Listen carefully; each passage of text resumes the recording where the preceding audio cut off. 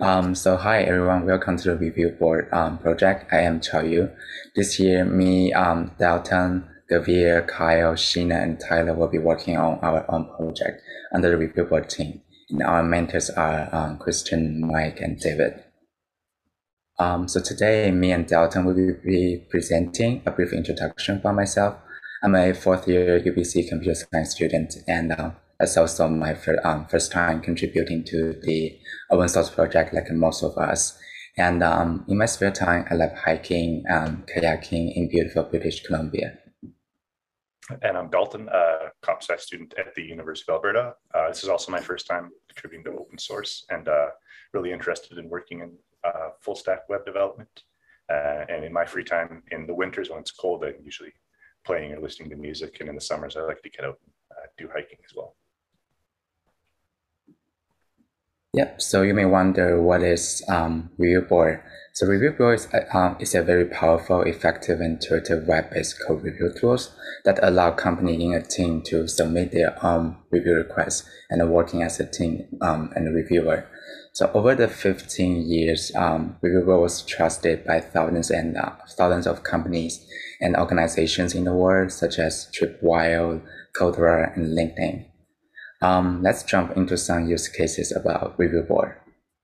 So as a user, I'm able to see all the existing review requests once I land into my review board.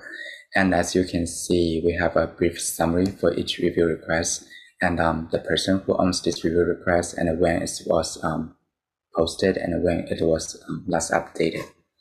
To create a review request is also easy.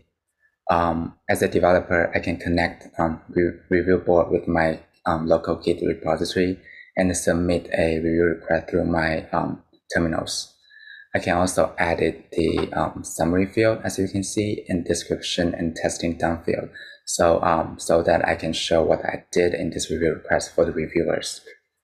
As a reviewer, I can jump into the code changes to see all the difference the developer has made, and I can add comment at anywhere I feel anyone want to add some comment. So once all the comment has been submitted as a developer, I can see them as open issues in my review request page. So the developer can either further discuss this issue with the reviewer or simply fix it and push the changes or just drop it. Once all issues are resolved and the reviewer agreed, then these review requests are ready to be shipped. So as you may wonder, you may feel like a review board shares some similarity with the GitHub pull request, but review board does have some unique feature that I feel it make it stand out in some cases. So first, review board is not bonded with Git only. It supports other version control systems as well, such as Subversion and AWS code commit. So for companies who are not using Git for their version control, they can benefit from using the review board to do their code reviews. And besides that, as an open source project, review board is highly customizable. Customers can design and build their own extension, and besides that, review board also support integration with some third-party services. So clients and customer can customize the review board to fit into their business in a better way. And another cool feature, which I think I really like it, is like review board is not just limited in, to do the code review. It also supports other file types and allow user to add comment on those file types, such as images, PDF, and customers can add comments on PDF swimmingly just as easy as the code review. Next, Dalton will talk about what we've done during our code sprint. Thanks. So it felt like a very productive weekend for us. Feels like we got a lot accomplished. So to start the sprint off, our mentors kind of showcased the review board tool to us, kind of what it looks like to use it and what a typical review board workflow might look like and how we're going to be using it to post our own reviews and code changes for the projects that we'll be working on through the semester. We also confirmed the setup of our local development environments. This is actually something that we were all kind of working on for the weeks leading up to the sprint to make sure that we could sort of hit the ground running and get as much out of the weekend as we could. And so this is just kind of a great chance for us to confirm that everything was up and running and we were good to go for the weeks to come. We each also tried to tackle an easy fix bug just to get a brief look at sort of what the code base looks like. And again, kind of get some hands-on experience of actually using the review board tool, because a lot of us hadn't actually used it ourselves. So that was super helpful. And then yesterday, we spent a good chunk of the morning going over kind of a high-level architecture overview of the product, just to kind of learn, the different key features of the app and where we might kind of want to be focusing our work on for the projects that we'll be doing. And then finally, we kind of began to investigate and start working on our individual projects, which we'll be going over here shortly. So yeah, I felt like we got a lot done over the weekend. So big thanks to the mentors and to the CANOSP organizers for sacrificing your weekends to put this on, because it was super helpful and felt very productive. And so I think next we'll briefly talk about some of the projects that we'll be working on this semester. This year, we've kind of broke off into two different teams. Sorry, my Siri just started talking to me.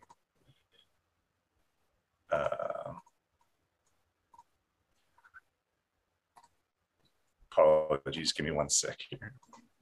There we go. Sorry about that. Yeah, so we have two projects teams this semester, collaboration and API, and we've kind of split ourselves amongst that. So the collaboration team is going to be focusing on areas of review board where there could be multiple people sort of working together on reviewing and code review processes. And so they're going to be focusing on kind of enhancing that experience. And the API projects will be focusing on the web API aspect of the review board project. So kind of adding and developing new functionalities to the web API endpoints. And so next we'll kind of briefly talk about what each of those projects are going to look like for all of us. Okay, so Kyle this term will be working on adding a last update by column into the dashboard. So as I presented before in the all review request list view, you can see the summary, the owner, the last update column, and who posted, like the time it was posted, but there was like no information about who last updated the review request. So Kyle this time will be working on adding a new column to this dashboard view, so that user can know who add some comments or do some changes in the last updated review request. It will be easier for user to get the information. And Gavir will be working on notifying for ship it revocations. So Review Board has a feature where a review can be marked as ship it, which is kind of just a status signal to let everyone know that that patch is sort of good to go. And right now there's the ability for the author of a review to revoke that ship it. So let's say they posted their review, it got approved and marked as ship it, but then later that night they realized, oh, actually maybe I should change this aspect of it. They can revoke that ship it. And right now, when that initial ship it state is set, an email is dispatched to let everyone know that. But right now, if the ship it is revoked, there is no email notification for that. So this project is going to be to add that revocation email to let the authors know that that ship it status has been revoked and that the review is kind of back up for, to be reviewed.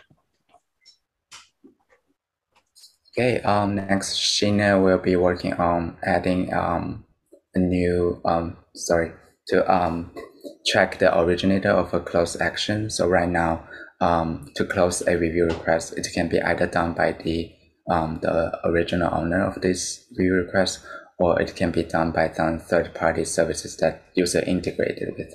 For now, currently, when a review request is closed, user can now know or tell like whether it's closed by the original user or it's actually by some third party like automatic closures. So Sheena will be working on to somehow like check this process and displays the originator of this close action. So yeah, it's more clear for the customers. So those three projects were on the collaboration team. And so now we'll take a quick look at the API projects. So Taylor will be working on adding a new top-level API for the review query. So right now, the way it's structured is that reviews are sort of children objects of review requests. And so the way that's structured right now means that it's not possible to query the API to kind of look for all of the reviews done by a given user. So I couldn't really query, show me all of Taylor's reviews. And so this project is basically going to be adding a new top level endpoint to enable those kinds of queries, that we can query, all of the reviews for a given user. Yeah, next is my project. It's very similar to Tyler's one. So the comments are actually the children of the reviews, the children of reviews. That means also like it's impossible for the user to query or do some advanced filtering of these comments for a given user. So right now we want to add a new top layer comment endpoint to enable those such of queries while maintaining the backward compatibility. And the project I'll be working on is to kind of experiment with adding a GraphQL endpoint. So right now, the current REST API does have some limitations for more like complex and queries involving multiple objects. So that kind of leads to sort of a chatty API where multiple requests have to be sent to kind of fulfill these queries. And so I'm going to be looking at what it might be like to add a GraphQL endpoint so that users can use that GraphQL endpoint to access the data on the server and sort of make these more larger and hierarchical queries without having to send so many REST API requests, basically. So those are a quick overview of Review Board and the projects we'll each be working on. So I'd be happy to try and answer any questions if there are any.